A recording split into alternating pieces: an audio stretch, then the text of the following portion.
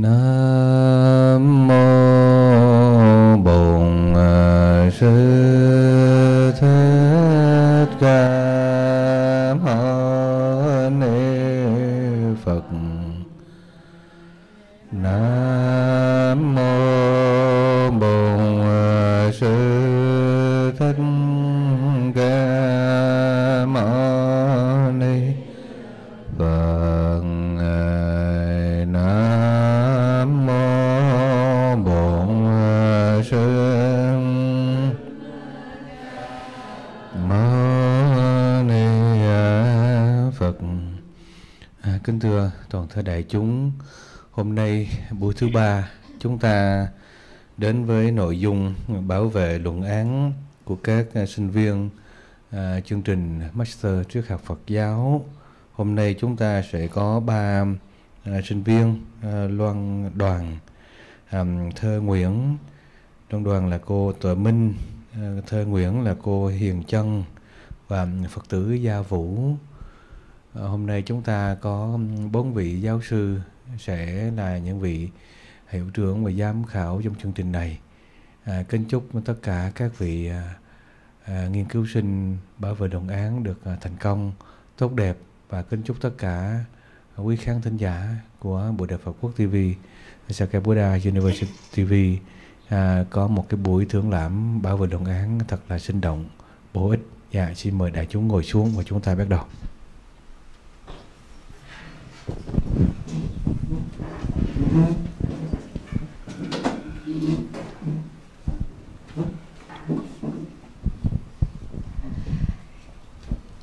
Hello everyone, I made the QR code to have my slides on your phone, to have my slides accessible to everyone. Do you need to take a snapshot of the QR code before we begin?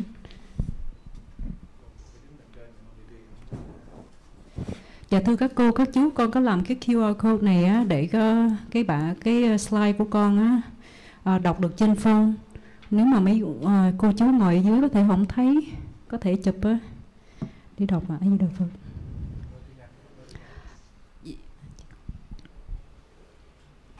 So is everyone done? Okay, so let's begin.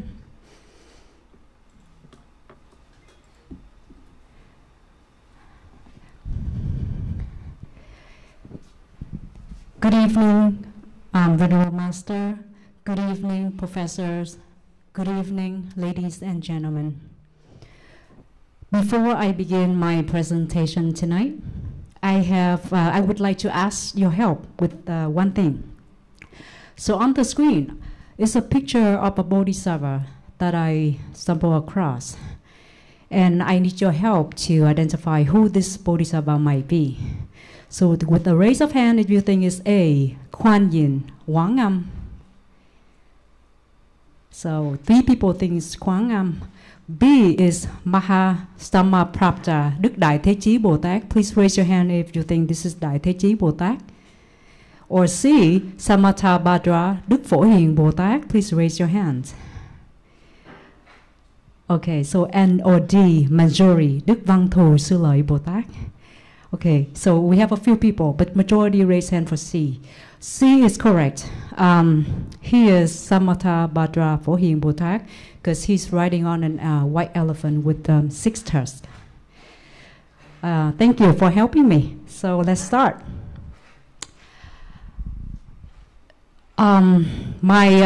The title of my thesis is Ethical Foundations and Interdependent Reality: The Role of Dharma-gaptaka Bhusuni Vows in Cultivating Non-Attachment and Non-Aversion and Depending Origination in the Flower Adornment Sutra. And that's why you think, that's why I asked you about Phổ Hiền Bồ Tát, because he's related. And my name is Doan. I have a Dharma name is Tuệ Minh. So before we, I'm gonna cover the table of contents to give an overall picture of what I will be talking about tonight. So for one, I will talk about the background and research problem. 2, research questions and methods. 3, Dharma Gaptaka Vinaya Bhusuni Vows. 4, depending origination in the Flower Adornment Sutra. and the 10 great vows of Samatha, Bhadra, Bodhisattva. That's why I asked. And number 5, the relationship between Bhikshuni vows, the principle of depending origination, and the 10 great vows of Samatha, Bhadra, Bodhisattva. 6, I'm going to talk about findings on table of Bhikshuni vows, answers to the research questions, and lastly, I will conclude with a conclusion. So first, on the background and research problem. The concept of depending origination explains that phenomena arise from causes and conditions, but they lack inherent existence. And so that's why it highlights the universal interconnection. But then on the other hand, in contrast, the Bhikshuni vows emphasize renunciation. Bhikshuni are to detach from material possessions and social ties, which create a perception of separation from the interconnected world. So this apparent tension between the interconnectedness highlighted in the sutra and the renunciation underscore in the vows serves as the foundation of this research basis. Currently, there are no studies that combine the two concepts. Therefore, my research offers new insights into this intersection, supporting a more comprehensive path to enlightenment. So on to research questions and methods. I have 3 research questions. Question 1, how do dependent origination in the Flower Adornment Sutra and Samatha Bhadra's 10 great vows shape the ethical and practical aspects of the Dhammaguptaka Bhikshuni Virya? On question number 2, which specific Dhammaguptaka Bhikshuni vows directly target reducing aversion in body, speech, and mind? And question 3, which specific Dhammaguptaka Bhikshuni vows directly target reducing physical, mental, and or sensual attachment in body, speech, and mind? So I use 2 methods in this research. So one is I use qualitative textual analysis of text, sutras, commentaries on the Bhikshuni's vows, as well as principle of depending origination in the Flower Adornment Sutra. And 2, I performed thematic analysis of the 348 Bhikshuni's vows initially from codes, and then I use definitions of the terms as themes to classify the vows into each category. So on number 3, Dhammaguptaka Virya Bhikshuni vows. So this is a set of monastic vows governing conducts of fully ordained nuns in the Dhammaguptaka tradition. It provides a guideline for nuns to behave individually and in the Sangha. In total, there are 348 vows that are grouped into the following categories in the order of seriousness of the offense: Parajika, Sangha Visesa, Naisarjika, Prasita, Patsitiya, and Pratidesaniya. I'm sorry about the pronunciation. Pratidesaniya. So these vows function to purify our body, speech, and mind, to eliminate defilements such as attachment, aversion, and ignorance. So there are a few terms that I need to define. So for the body, this means that it's the physical aspect of phenomenon, including the sense organs, any external matter, and internal bodily form. As for speech, it's a karmic channel through which intention manifests, and it's a form of communication. Mind is the faculty that cognizes objects and produces intention. It is impermanent, conditioned, and not self. And then attachment is just mental grasping, stemming from craving.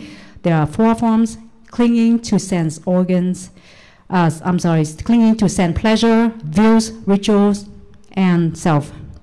As for aversion, it's just mental resistance toward negative experiences. It is expressed as irritation, anger, resentment, or pushing away.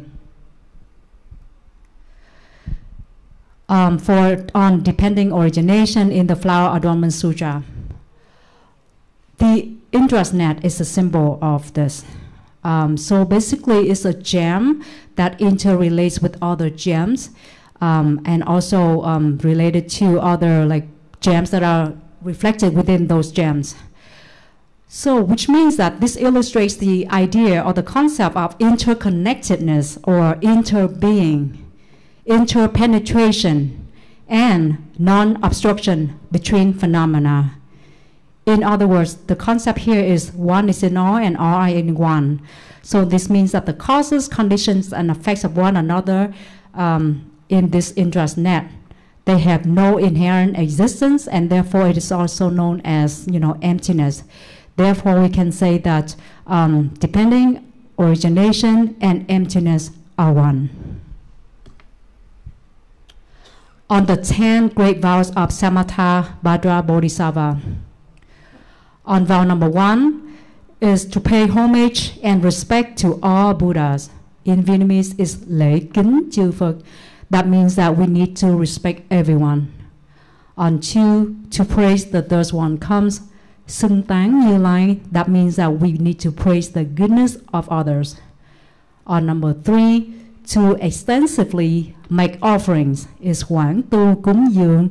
So we need to make donations equally to everyone. On number 4, to repent and reform all karmic obstacles. Sám hối nghiệp chướng. On number 5, to rejoice in the merits and virtues of others. Tùy hỷ công đức. The purpose of this particular vow is to help us, eliminate our jealousy. On number 6, to request the Buddhas to turn the Dharma wheels, thỉnh chuyển Pháp luân. But then the Buddha is no longer here, so instead we need to request the Grand Master or the Masters to turn the Dharma wheel, which is to teach us Dharma. And 7, to request the Buddhas to remain in this world, thỉnh Phật trụ thế. Again, we ask the Grand Master to remain in this world longer, to educate us. And number 8, to always follow the Buddha's teaching, thường tùy Phật học. This means we need to study continuously.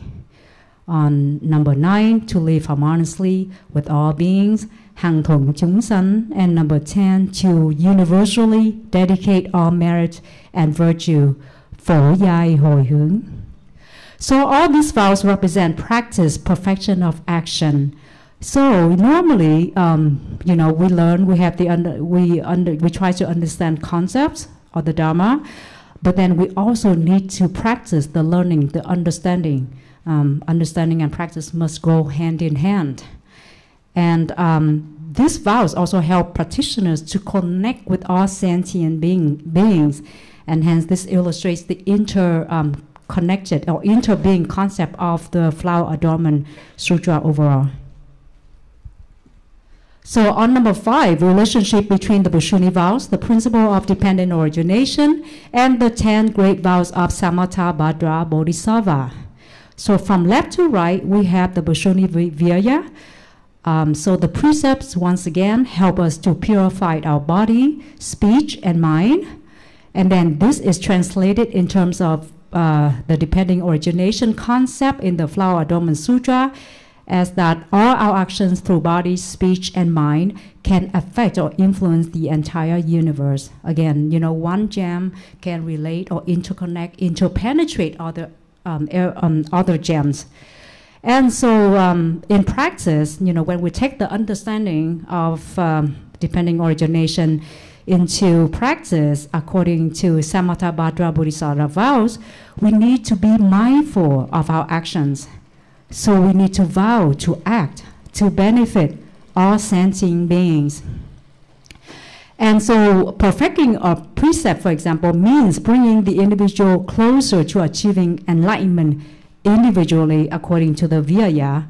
But then, when interpreted that into dependent origination precept, that means that the energy from the positive behavior from perfecting that precept will positively be sent out to all sentient beings in the universe in the Indra's net concept. And so in practice, we need to vow to transfer the merits gained from this achievement to benefit all sentient beings. That's vow number 10 of Sambhatta Bhadra Bodhisattva in practice.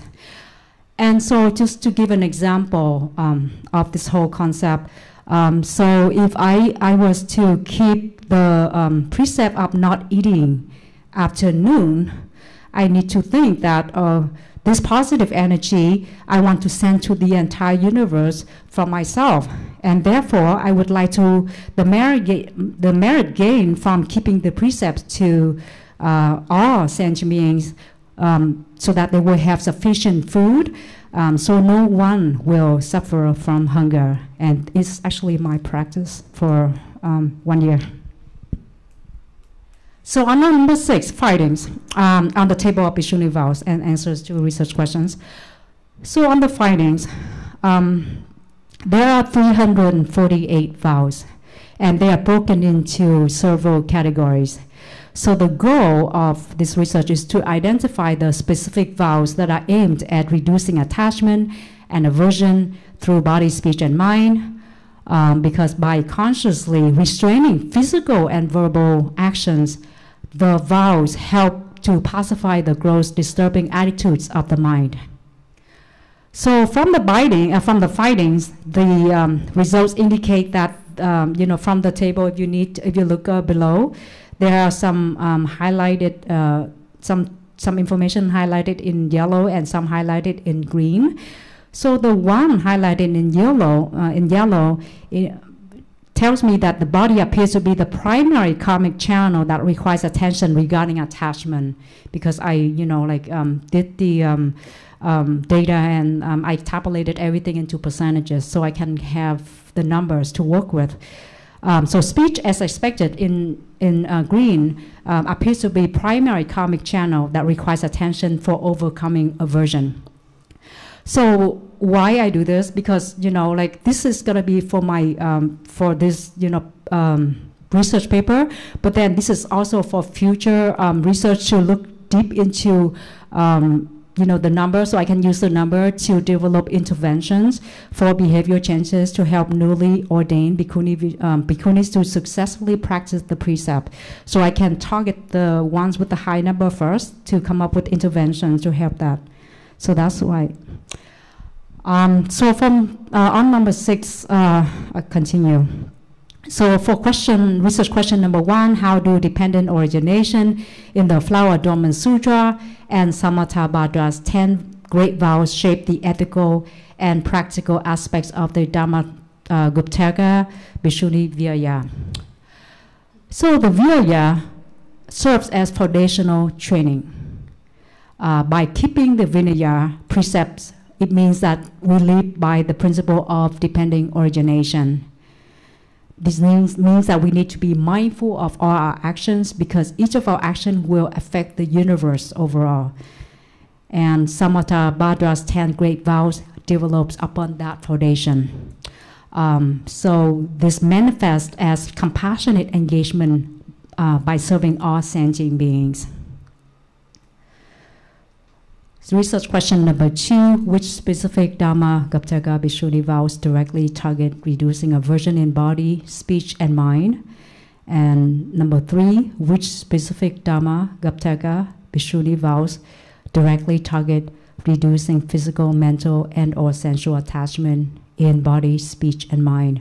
So in detail, this is how the information I obtain by doing all the thematic analysis earlier, using the definition that I showed you all earlier to come up with all this. I go by the each vow and categorize them individually, and then I take all the number divided by the total to get the percentages. So I can work with that number to develop interventions programs later on. So that's to answer question number 2 and 3. Okay, so in conclusion, Bhikshuni's precepts are foundational for developing Bodhisattva's practice, knowing that each of our thoughts, words, and actions can affect the entire universe. So this is the concept map. I summarize every other concept in this very simple map.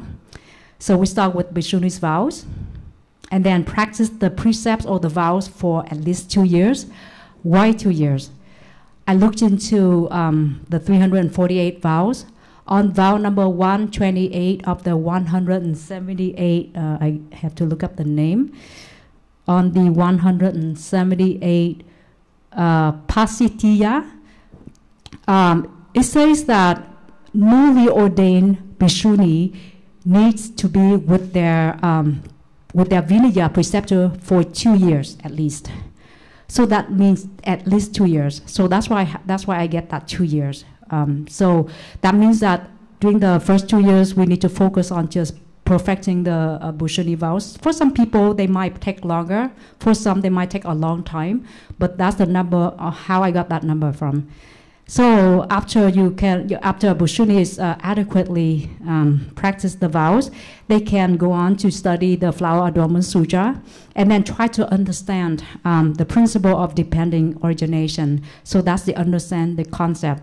And then they can apply the concept learned through the practice by following Samatha Bhadra's vows. So basically you have the vows, you have the concept, and then you have the practice. Okay, so for strengths, the strengths of my study is that I extensively work on the thematic analysis of the 348 Bhikshuni's vows. I utilize many reliable sources, especially on the vows. And I have a concept map to effectively summarize the idea, so then you can just take away with the map and then understand the whole research. And then for my limitation, because of the language and translation issue, when I use some sources, because many of them are in Chinese or Sino-Vietnamese, which is very hard to understand. And I have some of them I don't have access to resources because some website lock the access. So that was a limitation. So on future research can benefit from interviews, in-person interviews of senior bhikkhunis to solidify the concept in real life practice. And then with the numbers that I obtain from the table, together with the interviews, I can then develop programs for newly ordained nuns to effectively practice their vows. Okay, so thank you for listening.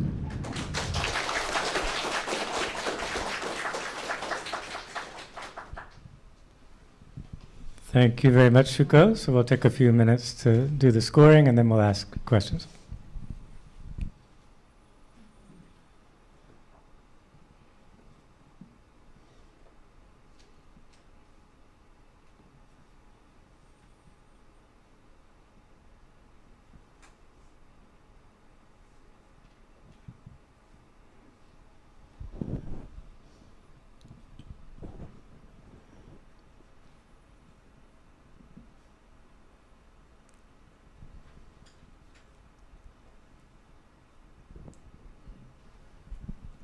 So I had a question.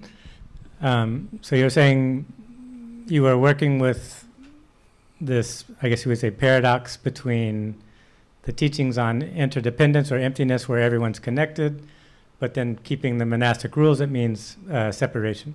Yes. So I'm wondering, did you find that theme, have you read teachings from other teachers describing that theme, or did you come up with that theme yourself? Professor, so I talked to some of the nuns, newly ordained nuns, and that was the confusion initially, because they don't know how when to incorporate the, I guess, consider Bodhisattva vows into their practice.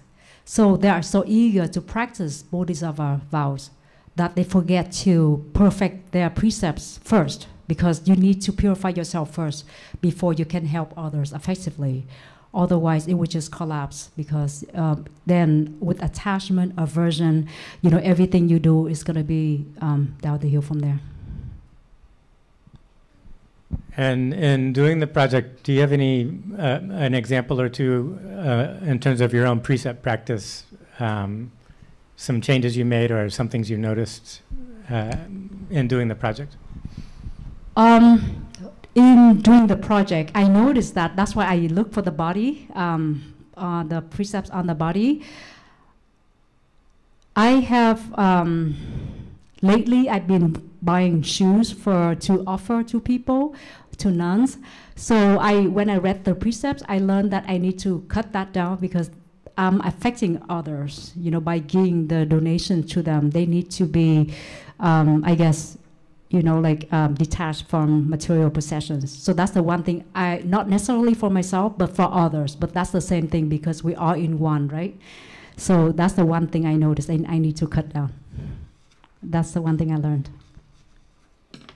And then a final question. So in terms of the coding or, going through analyzing and coding, can you say more about the process of how you did that? Sure. Okay, so I have, hold on. What's the definition? Okay, so when I looked at the vows, I browsed briefly when I came across the topic. I noticed that the codes within those, vows are attachment, aversion, body, speech, mind. It jumped out at me. So those are the codes.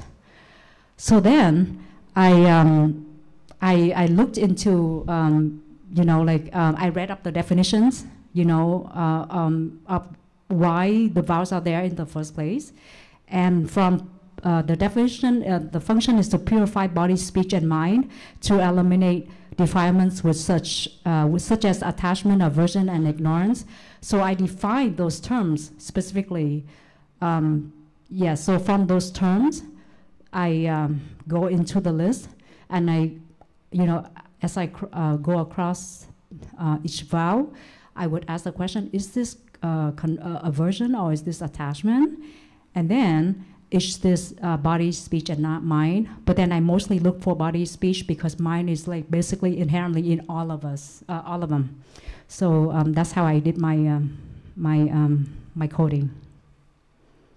So you had say 2 layers then, right? Yes. Yeah. Yes. Mm-hmm. That's very interesting. Thank you. Any other questions from the panel?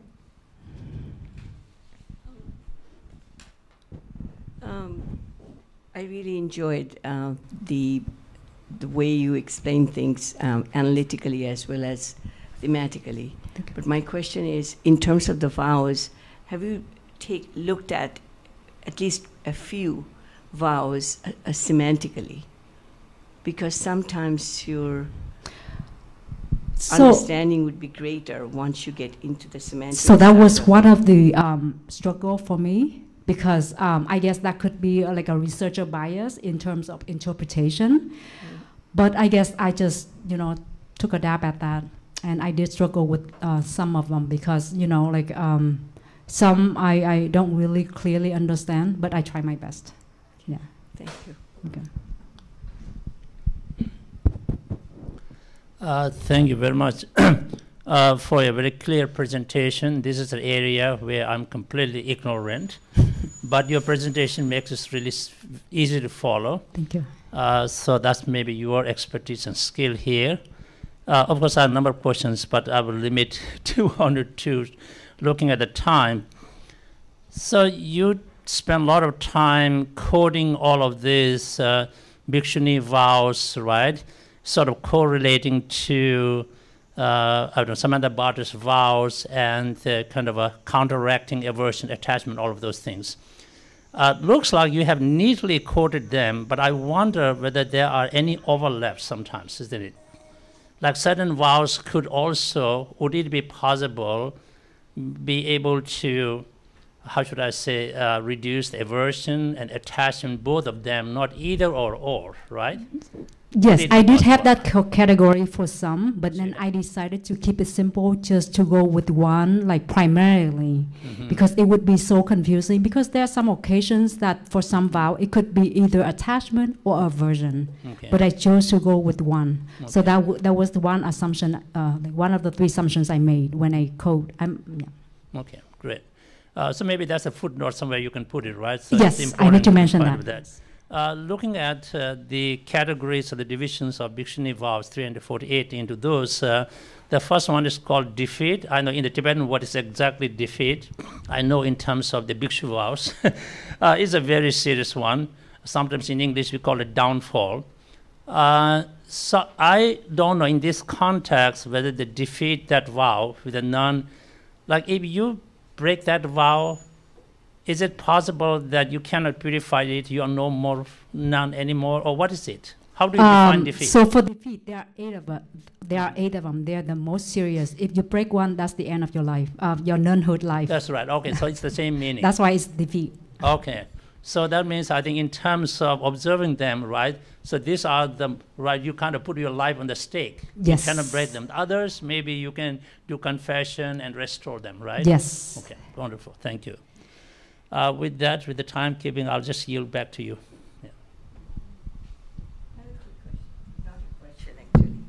Yeah. The reason I said that you need to kind of look into the semantic side of it, because, for example, if you take one principle that it says Bikala Vojana is prohibited. Bikala in Sanskrit and Pali means late afternoon, and Vojan means eating. And what does it mean, to say Bikal? The late afternoon, when does it start? How is it related to eating? It would be nice to see, to go deeper into it semantically, and that might clarify some of the explanations and reasons behind this. Thank you for your input. I will look into that and do further research. Thank you, Doctor. So like another layer of analysis using language. Mm-hmm. I can't help asking. I have a final question. So did you already start thinking of curriculum for nuns, like how you would teach it?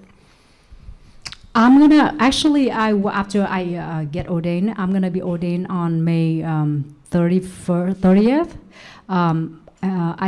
The preceptor will teach us, but I already have a bunch of books, and this research really helps me because I'm very serious about keeping my precepts. I'm anxious to keep them. That's why I need to learn. Yes. Okay, thank you very much.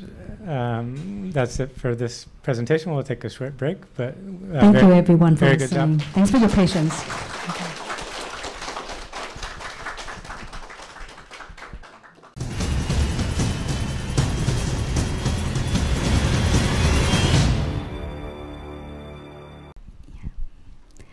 Good evening, our master, Venerable Master of the Sakya Buddha Sangha, our professor, and our beloved audience. So let me start with the presentation today.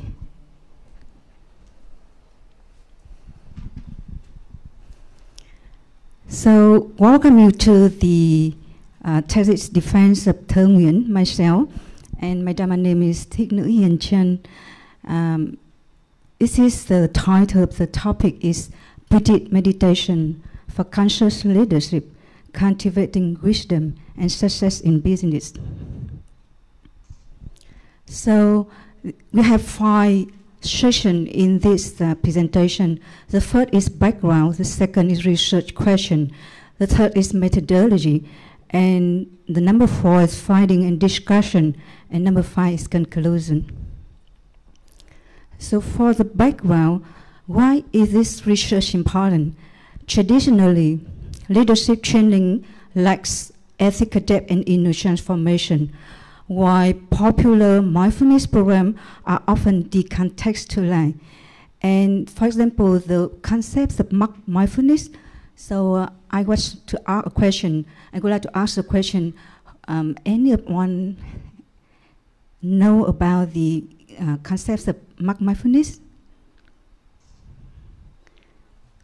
Okay, thank you. So actually, mindfulness is a concept highlighting the concern over its commercialization and delusion. Companies use mindfulness to boost productivity and profit. And without addressing deeper workplace issue, then turning it into a stress management tool rather than a path to self-awareness and ethical leadership. And the next question is what current knowledge offers. Then you can see here the mindfulness and emotional intelligence are widely acknowledged in the leadership study. However, Buddhist contemplative methods with its systematic moral mental training is underexplored in corporate business context. And most research lack of structure, long-term program-based, and rooted in authentic Buddhist principle. So the next question is what this research adds.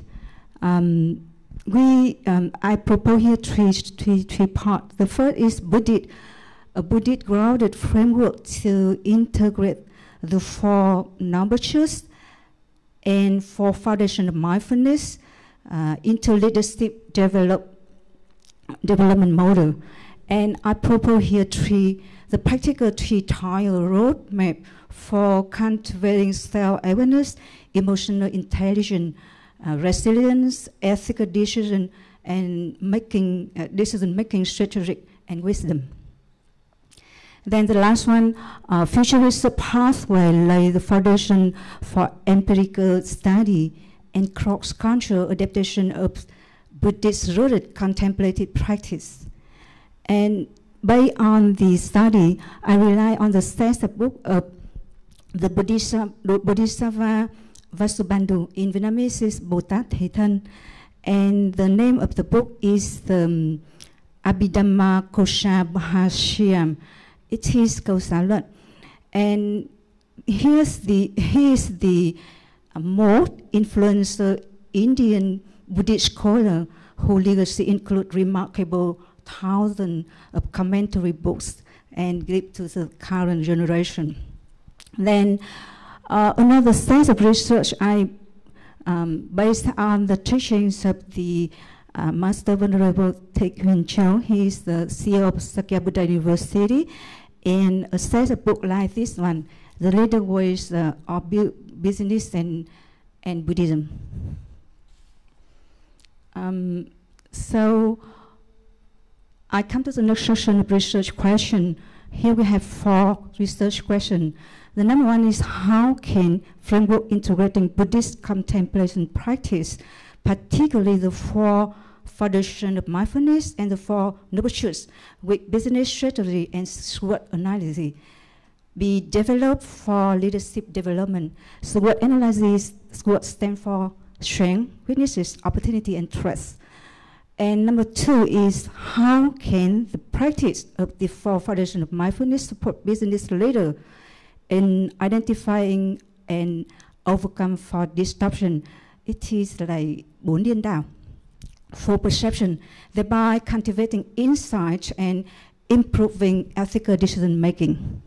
Then question number 3, what role do the contemplative aspect of the 4 noble truths, particularly the 16 characteristics, play in transforming leaders' strategic perspective on the challenges, causes, solutions, paths to sustainable development in the corporate environment?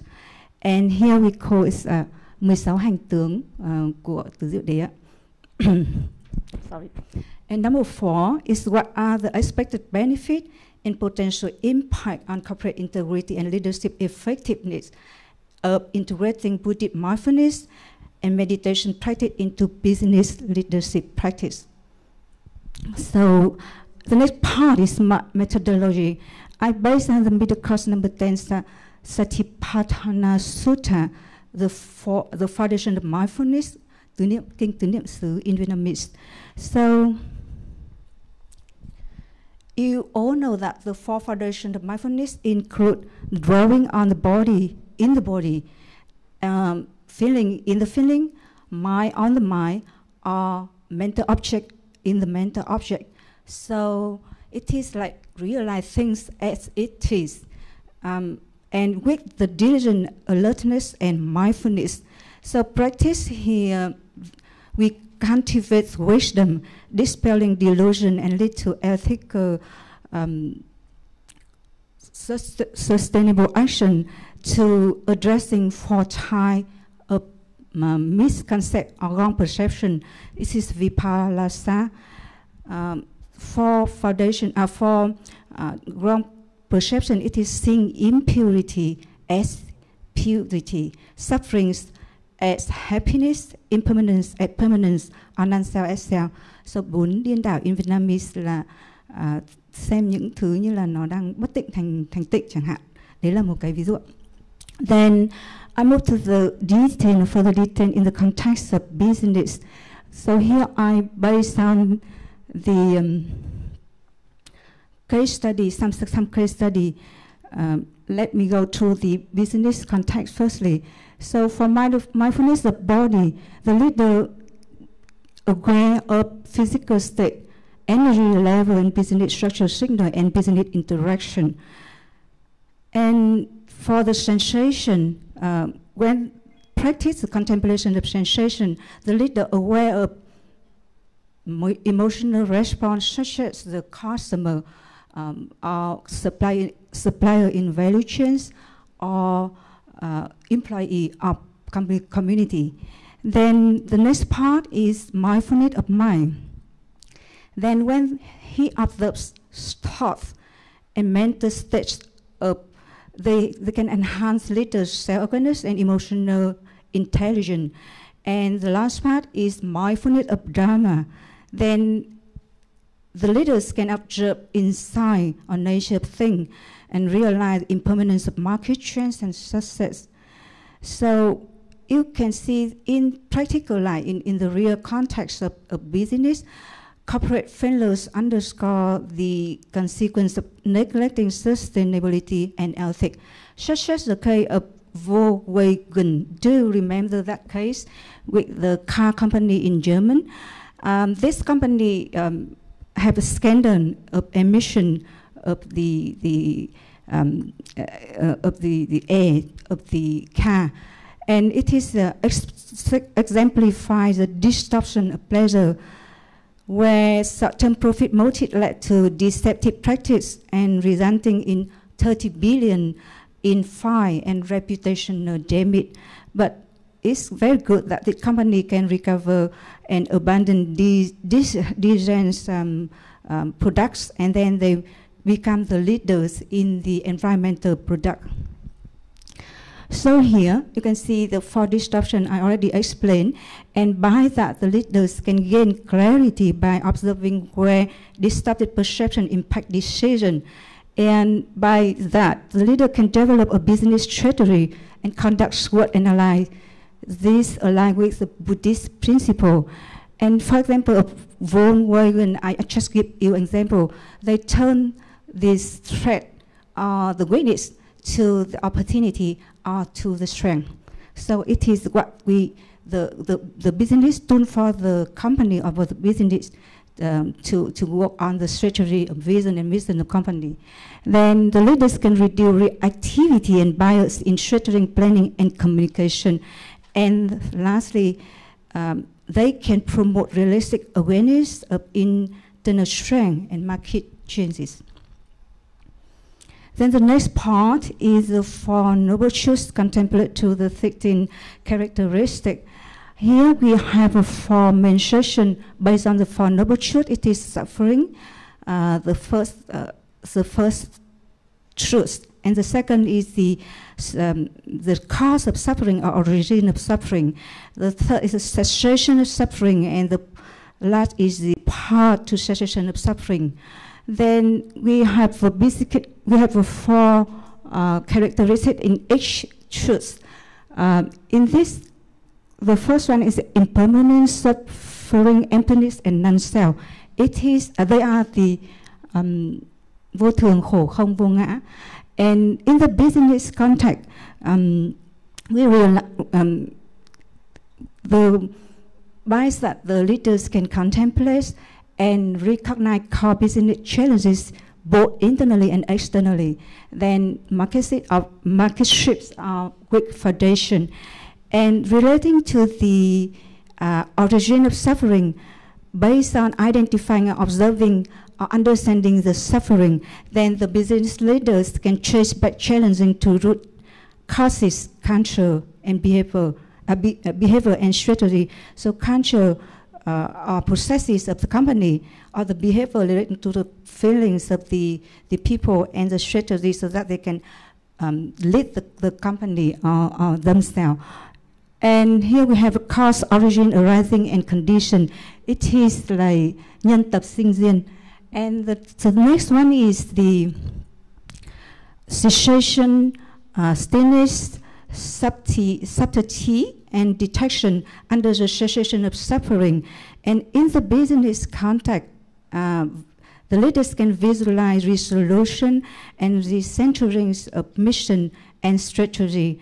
And the last part is the path to cessation of suffering, including path, reality, practice, and emergence. It is đạo như hành xuất. And then the business leader can define action, enabled strategy, ethical conduct, and long-term goal.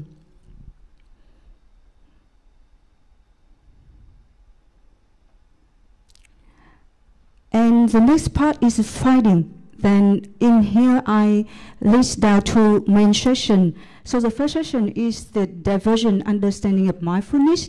We can see that the traditional mode and the difference in the concept of traditional model in mindfulness. So for contemporary mindfulness, the contemporary approach tends to emphasize non-judgmental moment-to-moment awareness, while traditional model place greater importance on sustained attention to familiar objects, such as like breath or light of the candle, and then the practitioners continue to practice on like insight meditation, we call it introspective monitoring, and they aim to for the attentional stability that can be maintained for a extended period. The next part is the practical challenges in meditation practice. Then we can see here the mental imbalance, especially for the beginner. They often face agitation or dullness, and it could like make them to or discourage them to practice further. And the next is physical discomfort. Then they misinterpretation of the tension and also lead to discontinue practicing. Then the surface level stage, the practitioner can mistakenly temporary peace or clarity for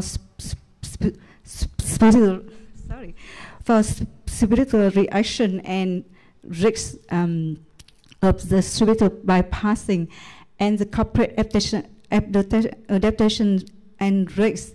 So here the simplification for productivity, actually the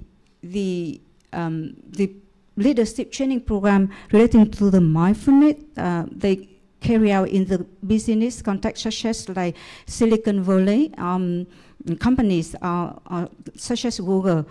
It is very like effective for them, for the company itself, and for the employee, for the leaders. But here we can identify the problem that they shorten the traditional practice for accessibility, and it is become far away from the Buddhism rooted principle. And then the risk of superficial practice, which is with that the focus is often on performance rather than on transformation.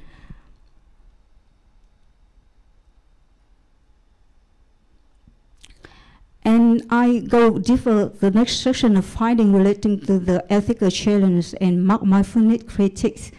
The problem of mindfulness is the commercialization And here the mindfulness is that productivity tool and divorced from business ethic. And they even have a lot of mindful products marketed like consumer goods. So I even see the mindful coffee, mindful meat, or mindful dog. And the second part is ethical disconnects. When they just focus on the individual problem rather than the business system issue, then it is become loss of compassion and ignoring roots of greed, hatred, and delusion, which is undermine true purpose of the mindfulness and meditation. And it is not of social justice, which framing threat as personal issue or ignorance rather than systematic inequality. And the last part is lack of depth and choose insight. Without the insights and dependence, we can see that the missing Buddhist goal of liberations and compassion.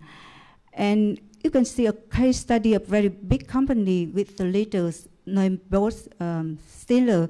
He is the one who advocate for the mindfulness a lot in his business.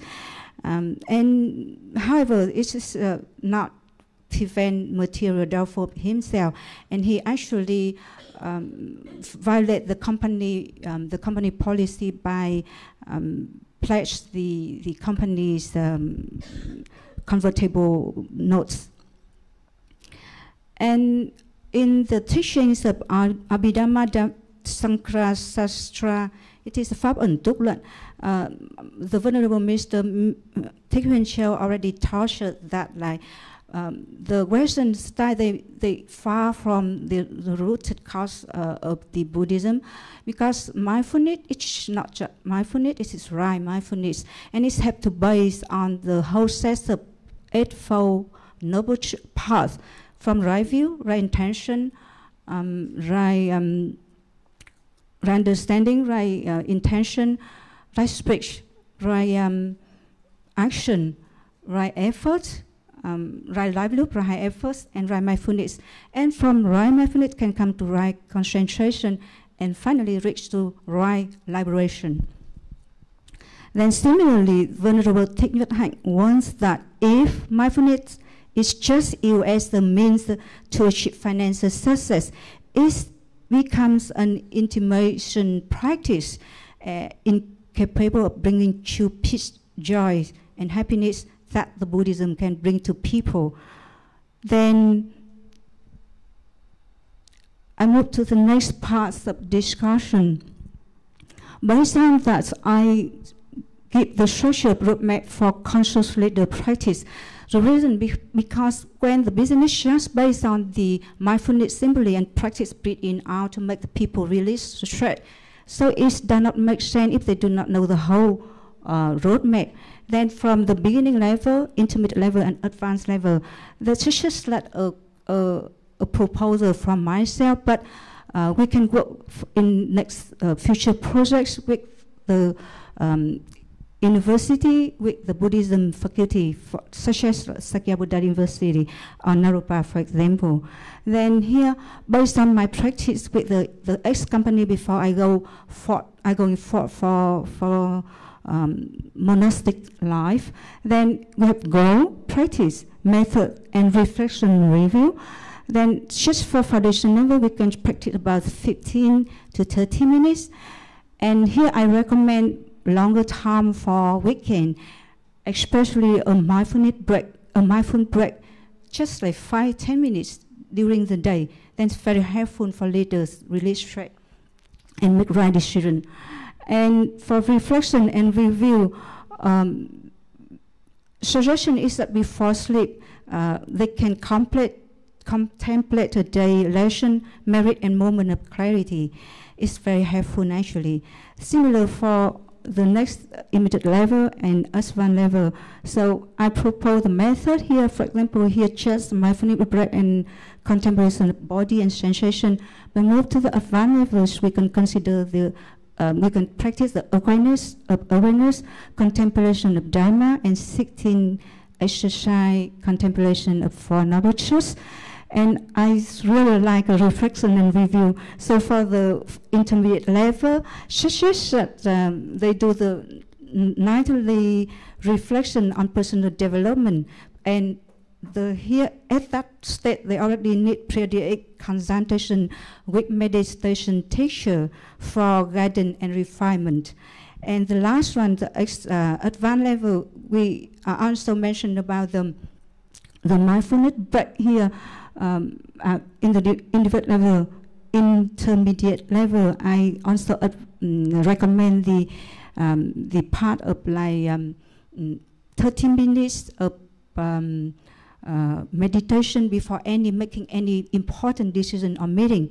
And for the advanced level in reflection and review, I suggest that the practitioner have a daily end-to-end end of the day contemplation, ongoing mentorship with meditation teacher to address challenges and deepen insight.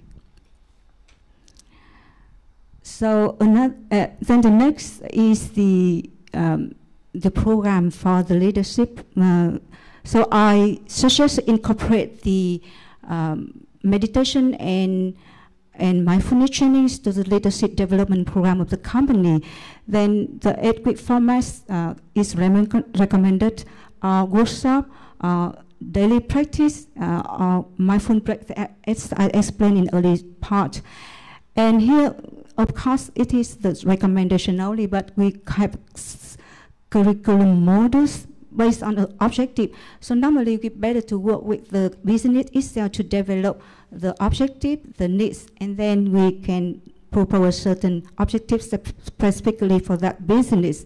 So here's, for example, self-awareness, emotional intelligence. Our last one is strategic visioning. And for example, I put here, when we practice for strategic visioning, I suggest with the insight meditation and 16 exercise contemplation. So here I give the example of Nike, because Nike is one of our customer, very key one, and it is ranked #1 in the business, in the apparel industry in the world.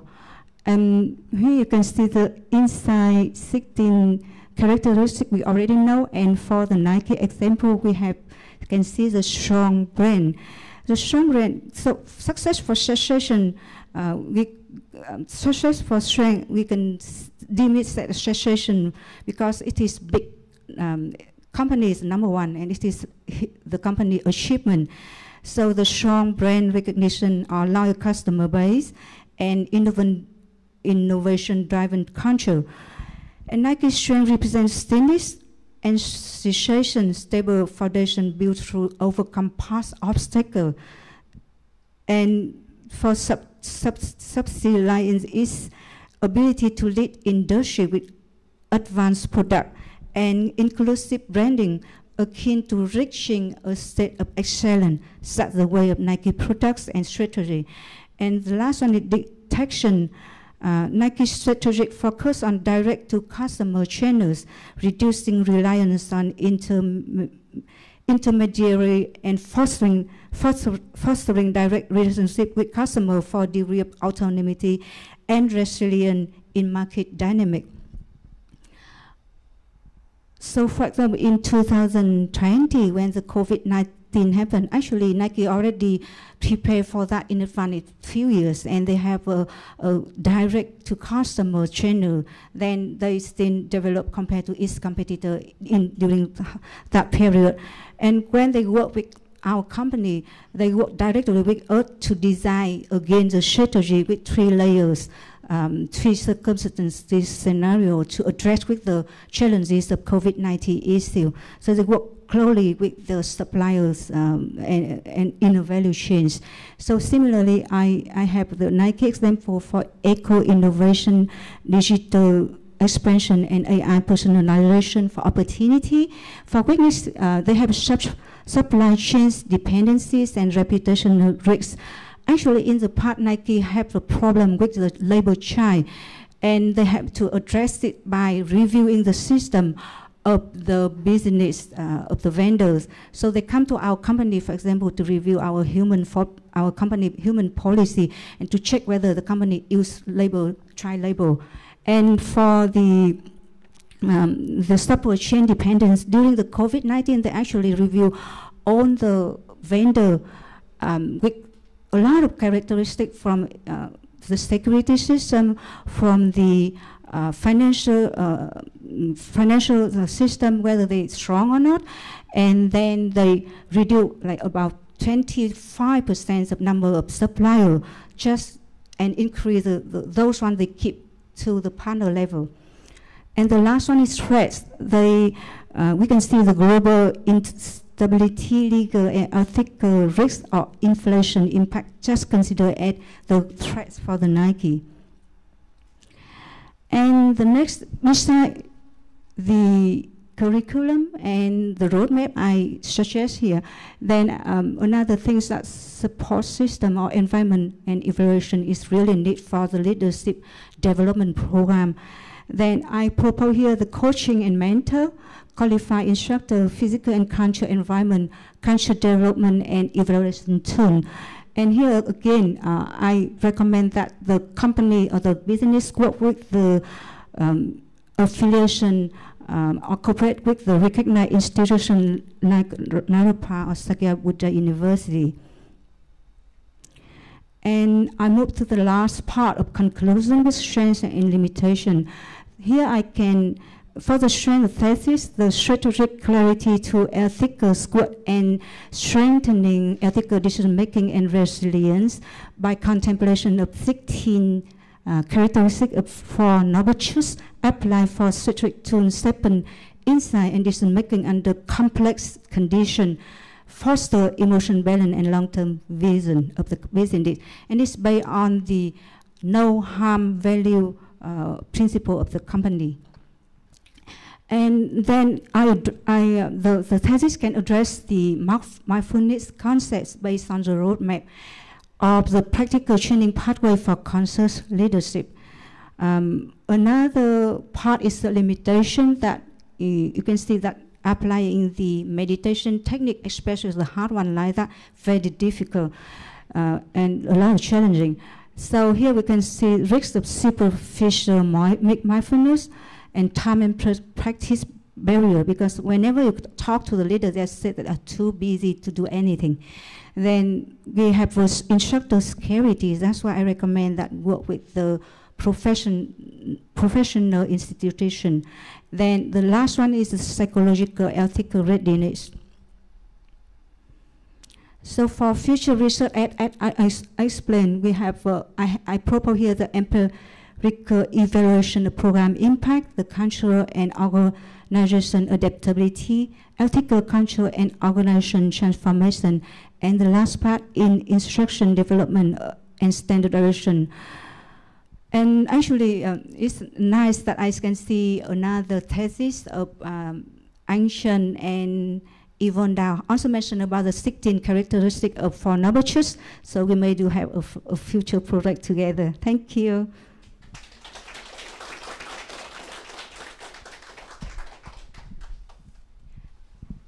Okay, so we'll take a few minutes to do the grading and then we'll ask some questions.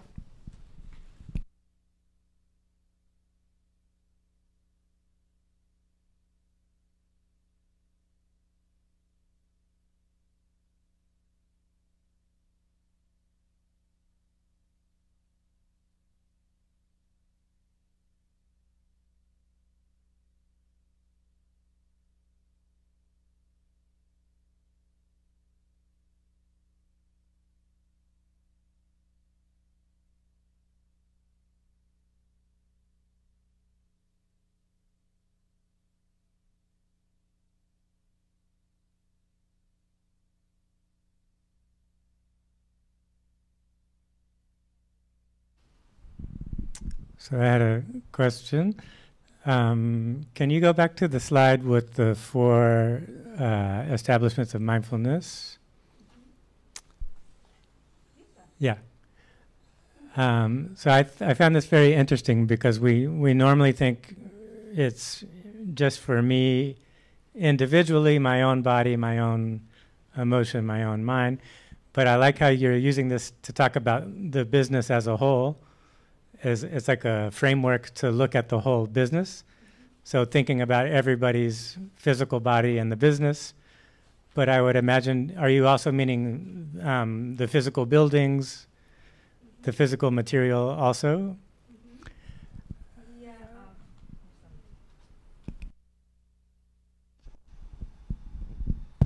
Thank you for the question. Actually, yeah, we have the physical states of the business, of the company.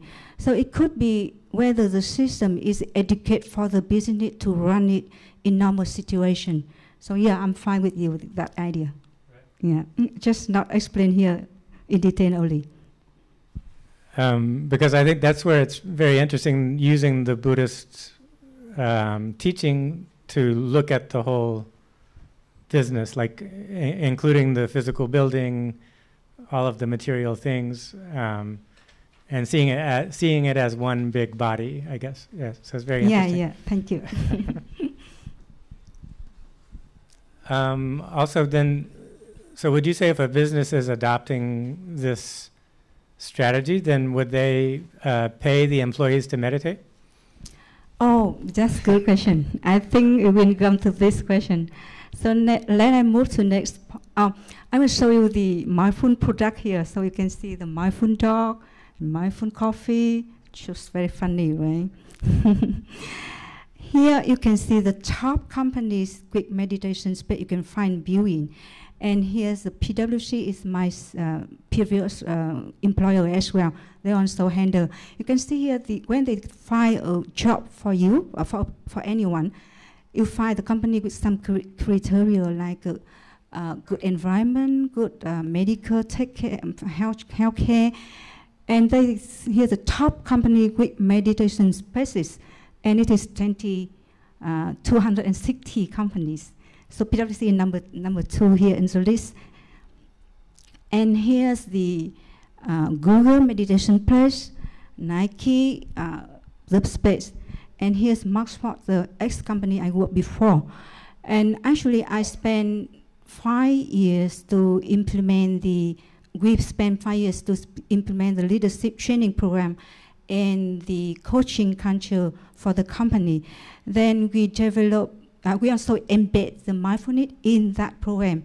So I think it's a kind of foundation for us to carry out the next step of meditation. And my boss, he totally agreed with me. Here's his room. Actually, he room to work. But now he located in Taiwan. So he told me that you can use that to teach meditation to our employee. And I can teach from remote because I'm here in the United States, but the company is in Vietnam. And we have a pagoda here where before I went forth, I practice Buddhism every day. So it is the practice of my company, many people go with the Buddhism as well. That's great. I'm sure many people would like to work at a place like that. Thank you. Other questions from the panel? You know, in the discussion page, Yeah. you have the weaknesses and the insight in 16 characteristics. Mm-hmm. You gave an example of Nike. Can you just elaborate a bit more? Mm-hmm. Actually, it's just like we don't have a wrong or right answer in this case, just based on the actual experience of the company. So for example, in the past when we go with the researcher of the company, and we take a lot of time in restructure the company, and really had that period. So in 2017 we got problem. We had to restructure the company. Then we can see we can recognize it's like the cause of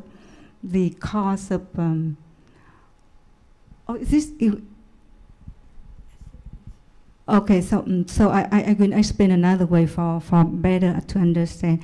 So for the case of, let I find which one is more relevant. So for the case of Nike, with Nike growth, let me think to find a reasonable example for you to better understand. So okay, I move to the threat section. Then Nike faced external threat, including competition, economic fluctuation, and legal issues, for example. Here, that's what I mentioned. Then with contemplation of the path, mean the way they handle, and it is the clarity in the strategy require Nike to have the clarity in each strategy. So it is a path, and here they need to work on the grounding in like authentic values. So we consider as reality, and they need to be consistent ethical decision making.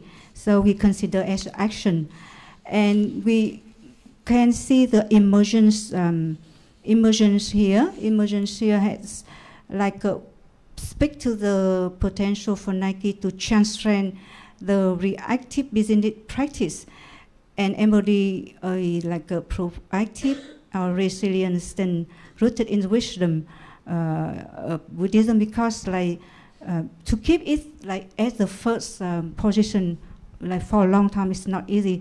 So you can see back to the case of Nokia and Apple, for example, if they do not recognize the threat with those characteristics of like a part reality, the see thing as it is, arising or emergence, then Nokia is replaced by Apple. Just another example for you, clearer. Is that okay? Yeah. Thank you.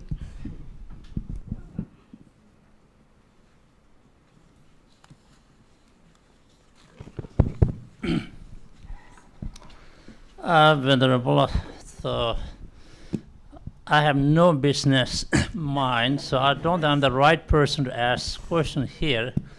But because you applied the Four Noble Truths and the 16 attributes like that, first of all, I mean, it's a very ambitious project. And in terms of creativity, it's very high-level creativity. So those are my compliments. So I don't know how I asked this question, so don't take it too personally.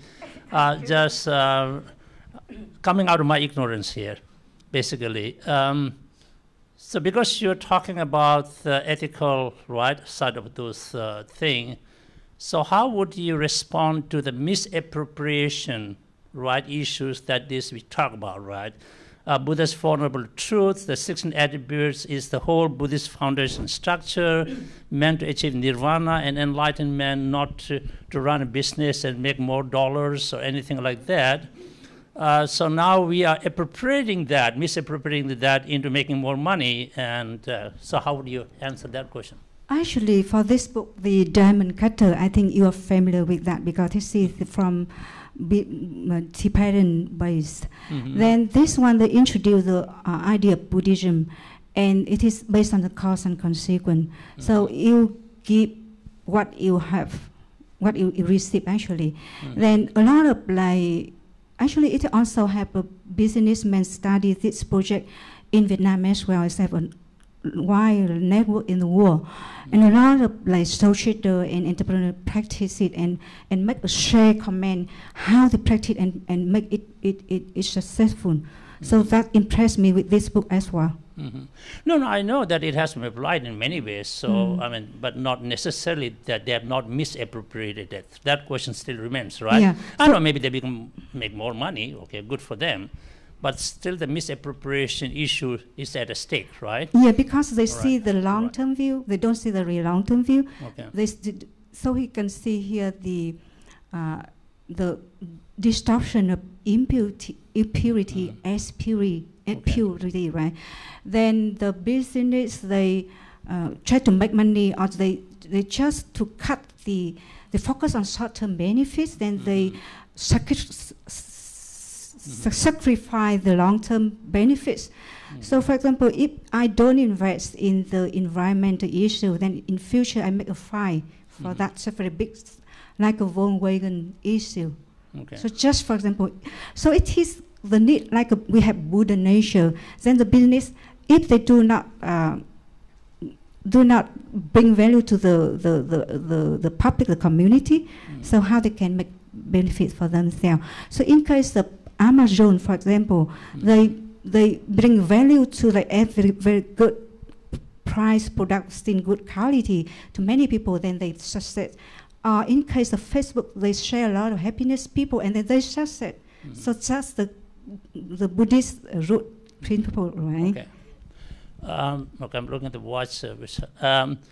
So the Four Noble Truths and the 16 characteristic attributes, you think, right? When from a Buddhist perspective, this is to help us to experience detachment, right? Have you considered that this might backfire the business? That after I'm running a company and then I think about this, then I'm just thinking like there's no essence in everything I'm doing. You know, I'm just going to pack up and I'm going to go. Would it backfire? That's what Buddha wanted us, right? Go and renounce and find the path, run the multi-billion-dollar industries. Do you think it will backfire or not? I'm not really understand the question. I said because the Four Noble Truth is to help us, right, to overcome attachment, right, to be detached from the mundane activities, right? That's why you become nun, right? Okay.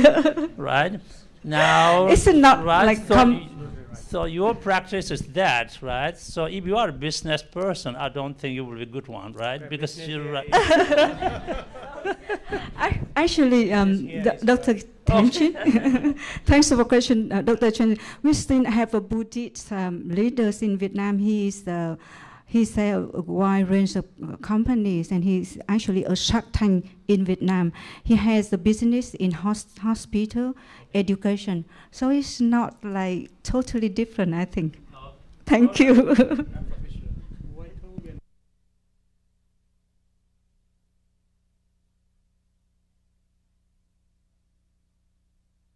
Any other questions from the panel?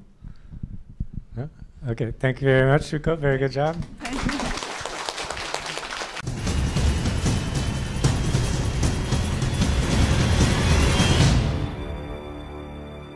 Good evening, Venerable Master, Venerable monks and nuns, and outstanding professors, and all revered audience.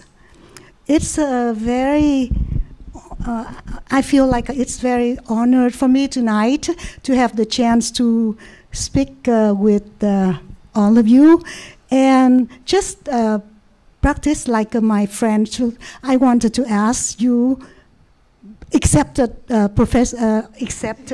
Venerable Thích Huyền Châu, any of you know about the mendicant who cannot remember a verse in the sutra? Can any of you know the name of that mendicant? Oh, I'm glad that you don't know.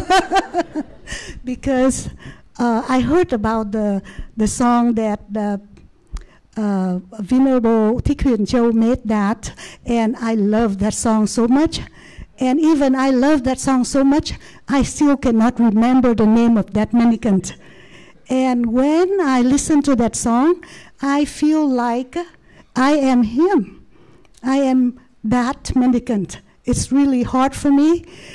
And so that's why tonight, my name is Zavu, and I have the topic talking about applying the concept of 5 aggregates in the Heart Sutra, and combined with the daily meditative practice of Avalokit's Bodhisattva can decrease the fetters occurred in daily life.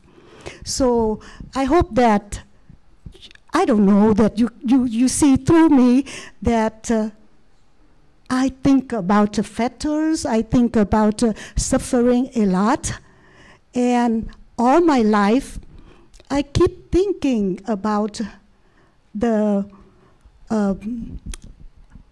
sutra, the Heart Sutra that Avalokitesvara talk about that. And I remember that in Vietnamese, but not in English yet. So, and I just learned that from when I was 10 years old. At that time, my dad brought me to the pagoda, to the temple, and listened to that. And it's just over my head. So I just listen, and just like a student 10 years old, I know how to read, but I didn't know how to chant yet. And I just sit in the temple with everyone. Mostly they are older people.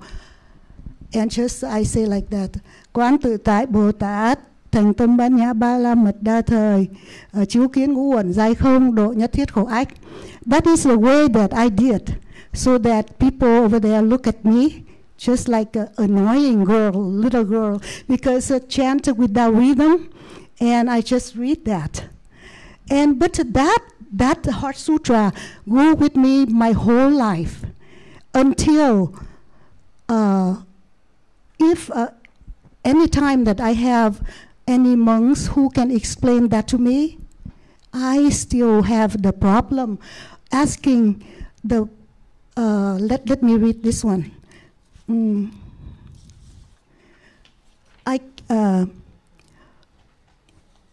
This part, Sariputta, form is not from emptiness.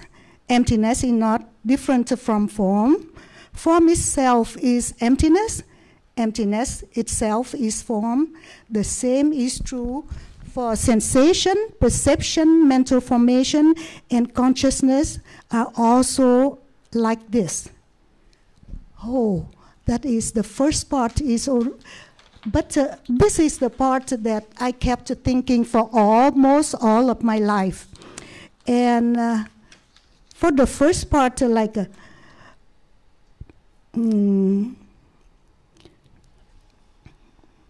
Bodhisattva Avalokitesvara, in the Heart Sutra, the first part saying that while staying and I am just like the mendicant who forget the verse. So sorry about that.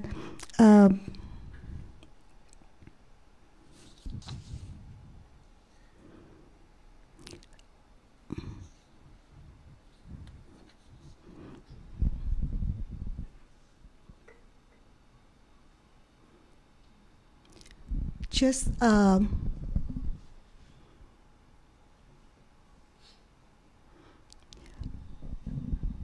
so let me talk about the three parts, the reason for me to choose this topic.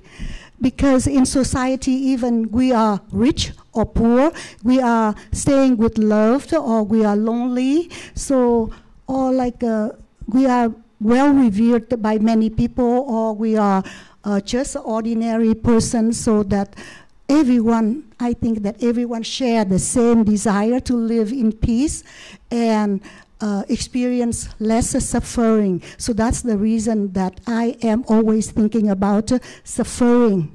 And in Heart Sutra mentioned about Avalokitesvara Bodhisattva saying that while practicing deeply the Prajna Paramita, that is the perfection of wisdom, he suddenly clearly saw that the five aggregates are all empty, thereby transcending all suffering and distress.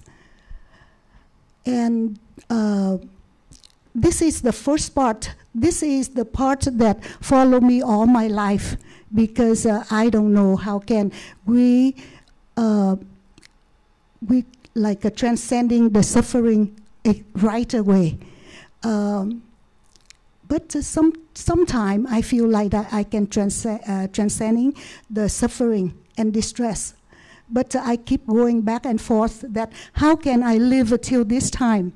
That is, we see that research prove that meditation help people to have a better health, to be calm and wiser. And East Asian people just believe in Nguyen, that is Avalokitesvara Bodhisattva, but that is from India. We have that Bodhisattva.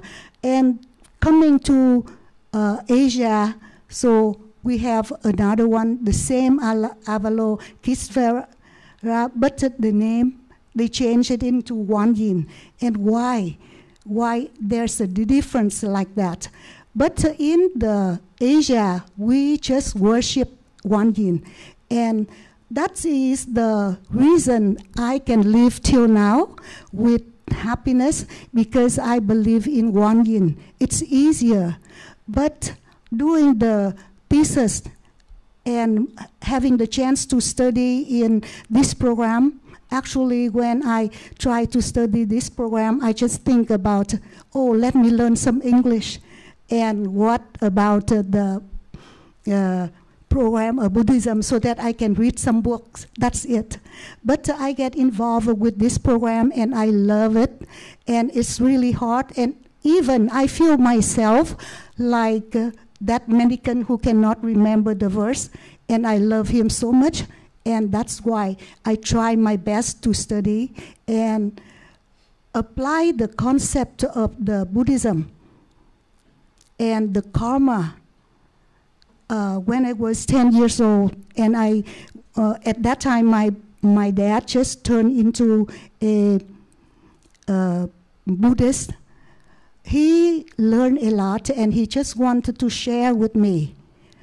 And he told me when I said that, Dad, I'm not good in this one. In my class, there's someone who's better than me, and my dad just applied the Buddhism concept. He told me that don't worry about that, just learn, because the ones who's better than you now, they learn it for years and in their previous lives, so then they have knowledge more than you. So don't worry, just study, and if you're not getting better yet, it's still okay, but to just study, because you save that for your future life. It's wonderful that I have that father who taught me that. That's the reason that I keep it into my mind. I just keep studying. And just whatever I learn, I keep it like, I'm still like ignorant or something, but I keep it for my future life. And that is the thing that I love about Buddhism. And what we said about 5 aggregates, we have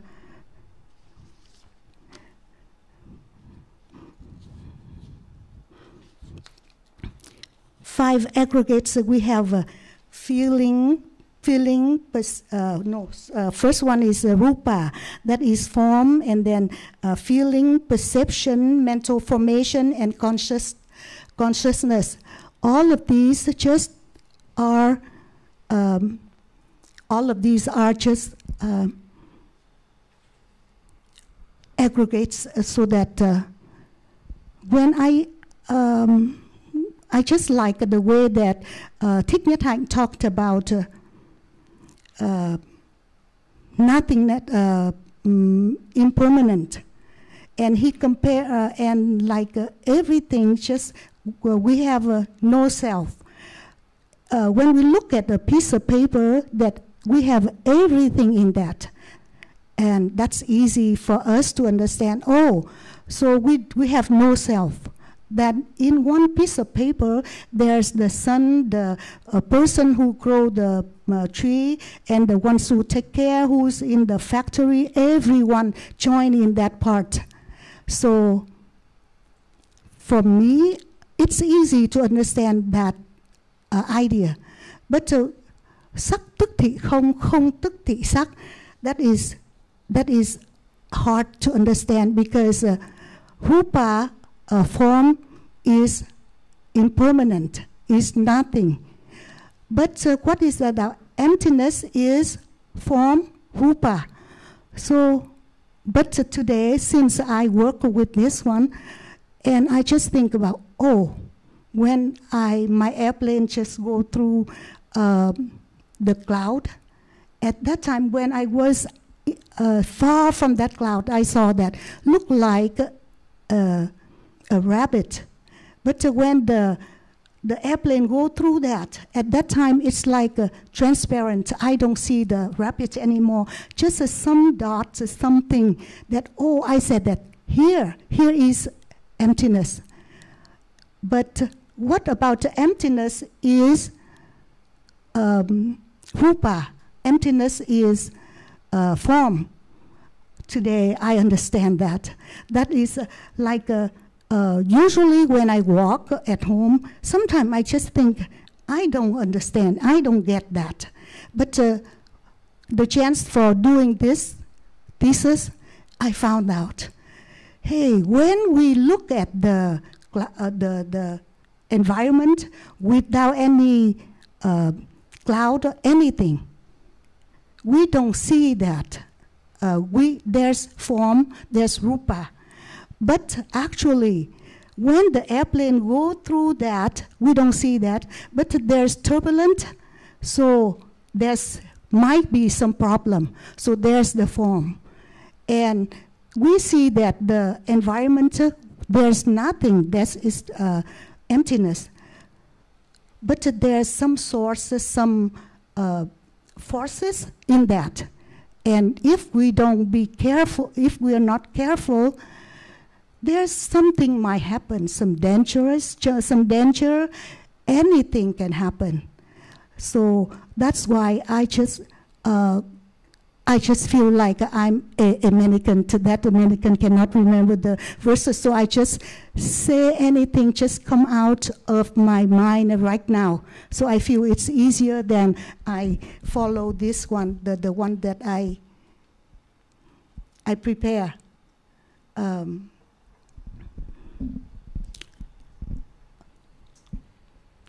So let's see what I think about the emptiness and aggregates.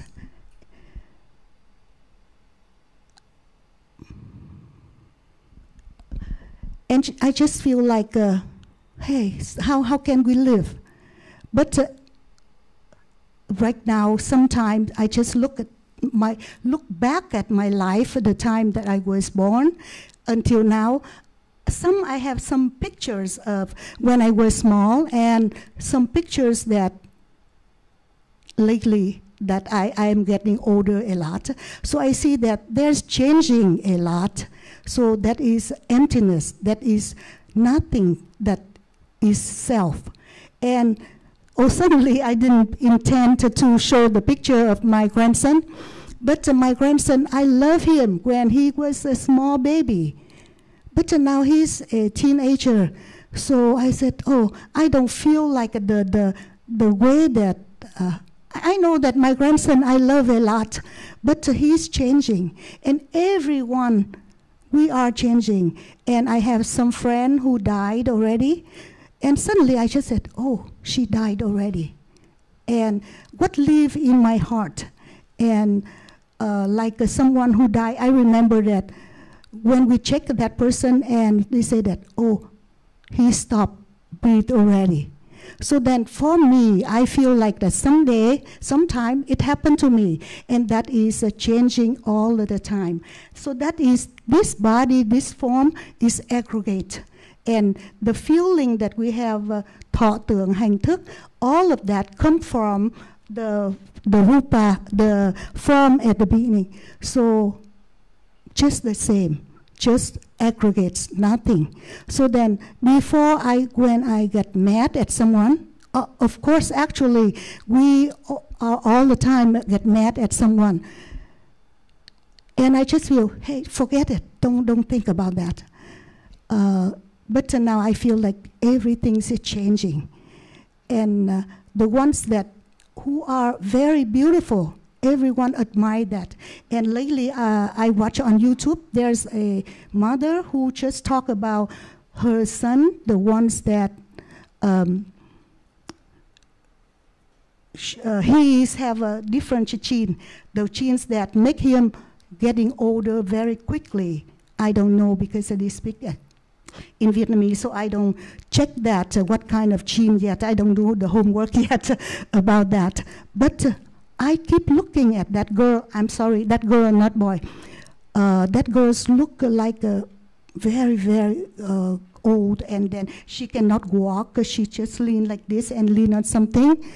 And her face and everything, she lost all of her hair, and then just like around 80 years old in the body of a 3-year-old girl.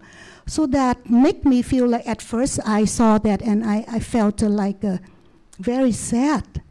But through learning from the aggregates, I said, no, I have to get over that. And I feel like I watched that with love. And I watched that and feeling like everyone just the same. So the ones who's beautiful now, someday will change. And talking back about the karma that my dad told me about, how I should learn, and he also looked at the ones who's beautiful. In my class picture, I show him, and he said that this one is smart, the other one, he can look at the face in the picture, and he told me that. And just like at that time, I felt my dad is very smart, who can tell me the way that this person can speak, and how beautiful and how smart. And that made me feel like, and I asked, oh, this one's beautiful, and my dad told me that because she has many previous lives doing good things, so that she's born with that beauty. And for me, just tried my best just to be a good person. So then everything I cannot succeed now, I don't feel like too bad. I just prepare that for my future life, and I got better. And if in the cycle of the rebirth, sometimes might be I get something bad, but I know that through learning I can change.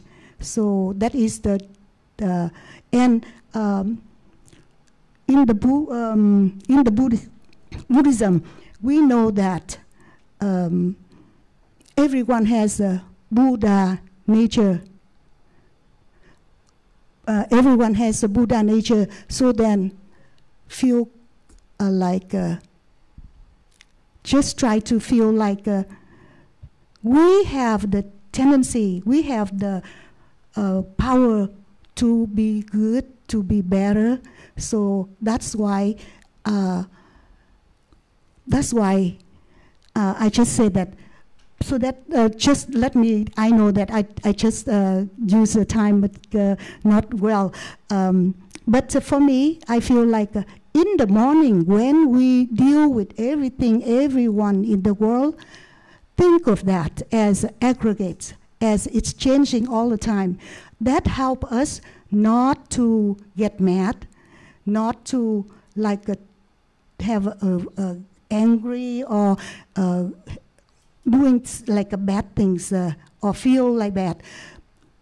Just think of it that way. Just anything that we see, we deal with that. That is the thing that we should. And at night, when I talk about Nguyen, at night, when I listen to Venerable Thích Châu talking about concentration meditation, that help people to be getting better, getting smarter, and the way he teach that we can look at the light, and instead of looking at the light, Venerable Thích Châu talked that he look at the sunset. For me, I look at the picture, the statue of Nguyen, and looking at Nguyen, I feel like I am loved. Nguyen always loved me. So that's why from that I ask for protection. And when asking Nguyen Bodhisattva help me, I just feel like, oh, I ask that for my loved one. Everyone's being loved the same way, getting better, lucky the same way. So joining, we have in the morning, we have you use the wisdom of Avalokitesvara, and at night, the same that Bodhisattva, but in East Asia, we have that Nguyen. Just meditate on her, and so have a better life, and we can get over with our suffering.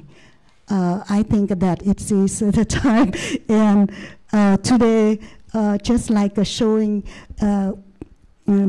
my honor, and with Thầy Thích Huyền Châu, Venerable Thích Huyền Châu, who's like always think the best for us, and all of our professors, the monks, and think of us to have the chance to study over here, and for me to have the chance to be similar to the ignorant monk who cannot remember the a verse, but for me to be my best, and I prepare everything for my future lives.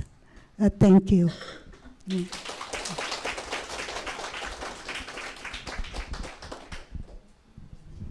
Okay, we'll take a couple of moments for the grading, and then we'll ask questions. Should I show my work with the? Yes, of course. Yeah. Yeah,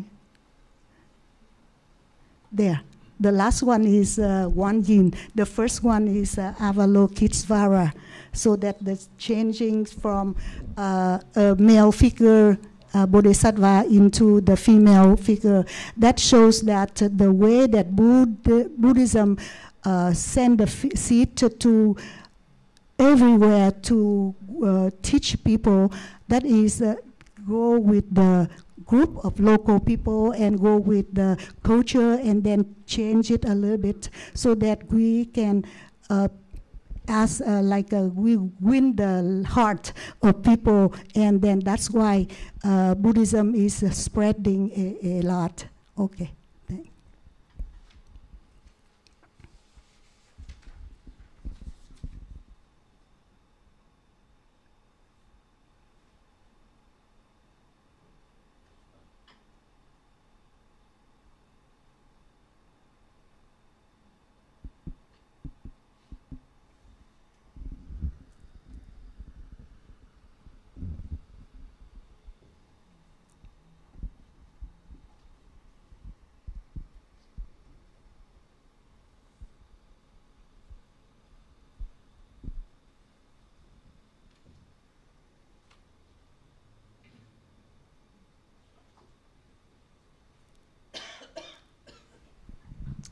So I had a question. So your father took you to the temple when you were young. Yes. Then how did you keep connected to Buddhism? Did you keep going to the temple, or did you stop and go back later? For a while. Just like when I was 10 years old at the time, there's a lot of politics in our country, so that's why my father, just like being a normal person in Vietnam, we just worship ancestors, but we turn into Buddhist, and I went with him. We went to Sala temple in the weekend, so that that is a good time I had that with my dad.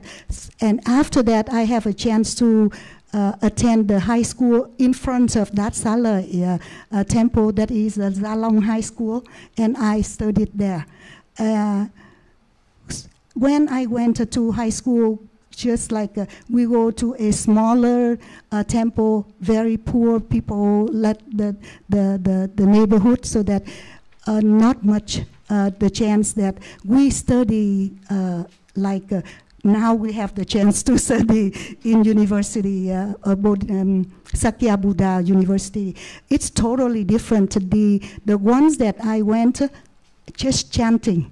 And when I went with my dad, so he read the book. Now he passed away, so I have some books that he left, and I read that. And I left my country when the communists took over in my country. living with the communists at that time, we don't have the chance to be showing that we are real Buddhists. But actually, at that time, I had the chance to stay in the temple. So I studied from the nun who just told me, and then I didn't have a chance to be with my dad until when he got into this country, and he fell ill and he passed away. So that is bad. But I think that all what he taught me, that is even just some, but it stay in my heart and in my mind all of the time. And the way he taught the karma go with me, that is a positive thinking about karma. Yeah, thank you. Thank you. Other questions from the panel?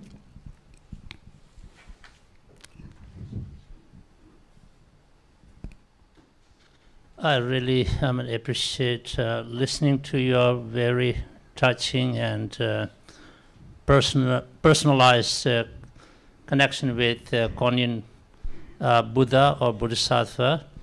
As a Buddhist, I think most of us do practice or think about the Heart Sutra. And I personally am still struggling to understand the meanings of what you just said. Form is emptiness, emptiness is form is no other than emptiness, emptiness is no other than form. The same with the remaining aggregates, you know. And if somehow we can figure out that meaning, which I think basically has to do with how emptiness and dependent arising, pratit, samutpat, and shunyata, they are very complementary. I think we can definitely find a way to reduce the fetters, not only reduce it, but get rid of the fetters, you know. And, you know, there are not many people who really can tell such a powerful story like you did, you know. Yes. And sometimes even as a Buddhist, I kind of wonder that I don't know much, but I know a little bit, but it's more in my head than in my heart. But listening to you, it is very inspiring, you know, how you really feel the connection, right? And that's what Buddhism is meant for, not just to be talked about or not just to be big mouth or, you know, it is something, right, that gives us the essence. So I thank you for sharing me. I have really no questions here. I just want to express my appreciation. Thank you. Thank you, Professor. Yeah.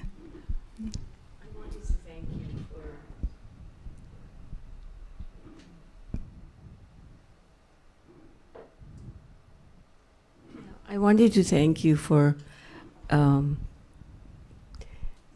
using your personal narrative regarding your father, because it's reminding me of my father and how he taught me about Buddhism. And so thank you again.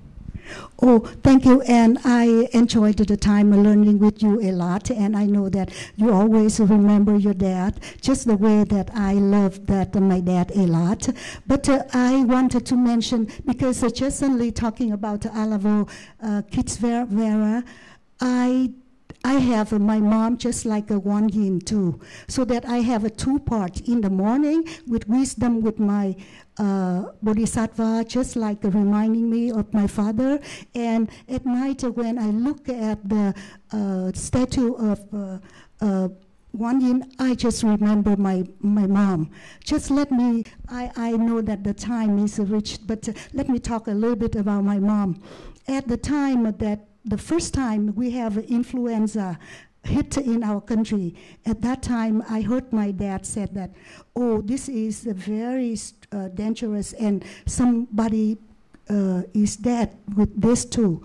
And my mom let me sleep on her bed so that it's in the center of the house so that she can, like everyone know what's going on with me in there.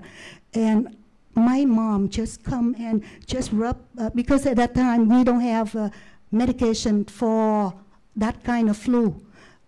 So she just come and rub my head, and when I feel like I'm okay, I told my mom, you stop, you relax, and my mom just keeps staying with me. And when she passed away, I still remember that she touched my head, and the massage that I have, that I feel like it's like a miracle. So anytime that when we have a headache, someone or someone love us, touch on that. That is the best. Yeah. And my mom is one yin to me. And yeah. Thank you.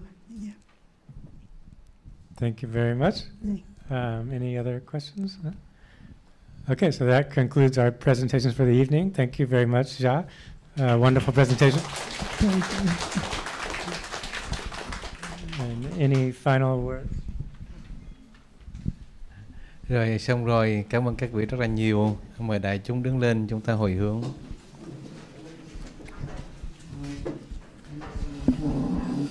Chúng sinh vô biên thệ nguyện độ, phiền não vô tận thế nguyện đoạn,